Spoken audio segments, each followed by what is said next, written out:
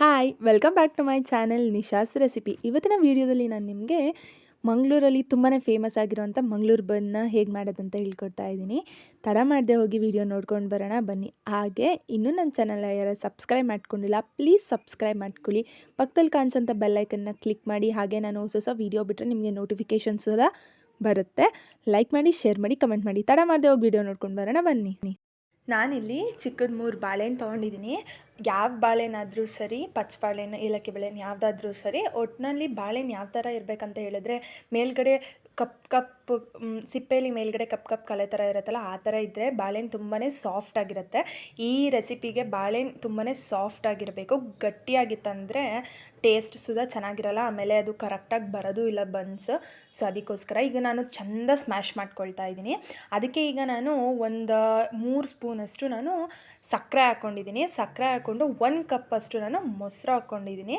ಮತ್ತು ಇನ್ನೊಂದು ಏನಂತ ಹೇಳಿದ್ರೆ, ಸಕ್ಕರೆನ ಜಾಸ್ತಿ ಹಾಕ್ಕೊಳಕ್ಕೆ ಹೋಗ್ಬಿಡಿ, ಯಾಕಂದರೆ ಬಾಳೆನೂ ಸ್ವೀಟ್ ಇರುತ್ತೆ. ಆಮೇಲೆ ಸಕ್ಕರೆ ನೀವು ಜಾಸ್ತಿ ಹಾಕ್ಕೊಂಡ್ರಿ ಅಂತ ಹೇಳಿದ್ರೆ ತುಂಬಾ ಸ್ವೀಟ್ ಆಗಿಬಿಡುತ್ತೆ.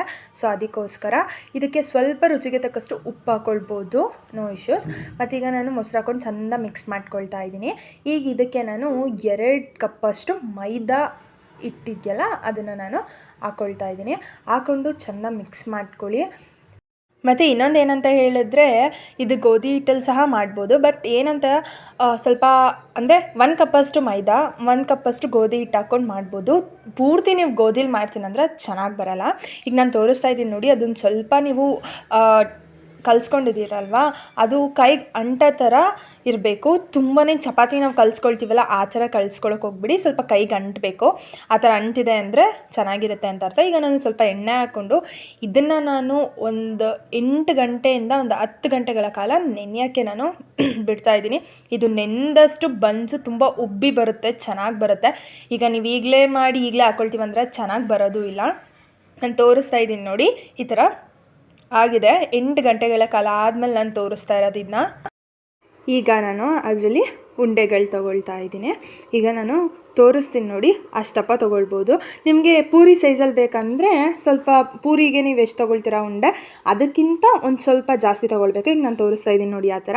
ನಿಮಗೆ ಚಪಾತಿ ಥರ ದೊಡ್ಡದಾಗಿ ಬೇಕಂತ ಹೇಳಿದ್ರೆ ಸ್ವಲ್ಪ ದಪ್ಪ ಸೈಜಿನ ಉಂಡೆ ತೊಗೊಂಡ್ರೆ ಆಗುತ್ತೆ. ಈಗ ನಾನು ತೋರಿಸ್ದಾಗೇ ಅದು ಕೈಗೆ ಅಂಟ್ತಾ ಇದೆ, ನೋಡ್ಬೋದು. ಈಗ ನಾನು ಅದಕ್ಕೆ ಸ್ವಲ್ಪ ಮೈದಾ ಹಿಟ್ಟು ಹಾಕ್ತಾ ನಾನು ಲಟ್ಟಿಸ್ಕೊಳ್ತಾ ಇದ್ದೀನಿ. ಇದನ್ನು ನೀವು ಪೂರಿ ಥರ ಆಗಲಿ ಚಪಾತಿ ಥರ ಆಗಲಿ ತೆಳ್ಳಗೆ ಲಟ್ಟಿಸ್ಕೊಳ್ಳೇಬೇಡಿ.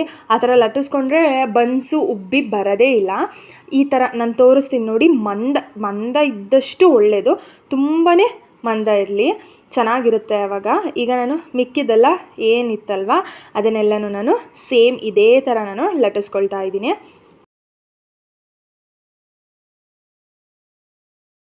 ಈಗ ಒಂದು ಬಾಣಲಿಲಿ ಎಣ್ಣೆ ಹಾಕ್ಕೊಂಡಿದ್ದೀನಿ. ಎಣ್ಣೆ ಸುಧಾ ಕಾದಿದೆ. ಕಾದಾದಮೇಲೆ ನಾವು ಲಟ್ಟಿಸ್ಕೊಂಡಿದ್ವಲ್ಲ ಅದು ಹಾಕ್ಕೊಳ್ತಾ ಇದ್ದೀನಿ. ಈಗ ನಾನು ತೋರಿಸ್ತಾ ಇದ್ದೀನಿ ನೋಡಿ, ಅಲ್ಲಿ ಆ ಥರ ನೊರೆ ಬರ್ತಿದೆ ಅಂತ ಹೇಳಿದ್ರೆ, ಬಬಲ್ಸ್ ಬರ್ತಿದೆ ಅಂತ ಹೇಳಿದ್ರೆ ಎಣ್ಣೆ ಕರೆಕ್ಟಾಗಿ ಕಾದಿದೆ ಅಂತ ಅರ್ಥ. ಈಗ ನಾನು ತೋರಿಸ್ದಾಗೇ ಆ ಥರ ಸೈಡ್ ಆ ಥರ ಮಾಡಿಕೊಂಡ್ರೆ ಅಲ್ಲೂ ಉಬ್ಬುತ್ತೆ, ನೀಟಾಗಿ ಚೆಂದ ಉಬ್ಬಿ ಬರುತ್ತೆ. ಅಂದರೆ ಅದು ಮೇಲ್ಗಡೆ ಈಗ ನಾವು ಸೇಮ್ ಪೂರಿ ನಾವು ಹೇಗೆ ಬೇಯಿಸ್ಕೊಳ್ತೀವಲ್ಲ ಡಿಟ್ಟೋ ಅದೇ ಥರನೇ. ಈಗ ನಾನು ತೋರಿಸ್ದಾಗೇ ನೋಡಿ ಅದು ಹೇಗೆ ಚೆಂದ ಉಬ್ಬಿ ಬರ್ತಿದೆ ಅಂತ. ಮತ್ತು ವಾಲ್ಯೂಮ್ನ ನೀವು ಲೋ ಫ್ಲೇಮಲ್ಲಿ ಆರ್ ಮೀಡಿಯಮ್ ಫ್ಲೇಮಲ್ಲಿ ಇಟ್ಟರೆ ಸಾಕು, ಹೈ ಫ್ಲೇಮಲ್ಲಿ ಇಡೋಕ್ಕೆ ಹೋಗ್ಬೇಡಿ, ಆಮೇಲೆ ತುಂಬ ಸೀದೋಗ್ಬಿಡುತ್ತೆ.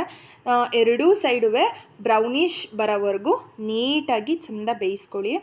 ಇಲ್ಲ ಅಂದರೆ ಹೊಟ್ಟೆ ನೋವು ಬರುತ್ತೆ ಅಷ್ಟೇ ನೀವು ತಿಂದರೆ. ನಾನು ತೋರಿಸ್ತಾ ಇದ್ದೀನಿ ನೋಡಿ, ಈ ಥರ ಇಷ್ಟು ಬ್ರೌನಿಷ್ ಆಗಿ ಬಂದರೆ ಚೆಂದ ಬೆಂದಿದೆ ಅಂತಲೇ ಅರ್ಥ.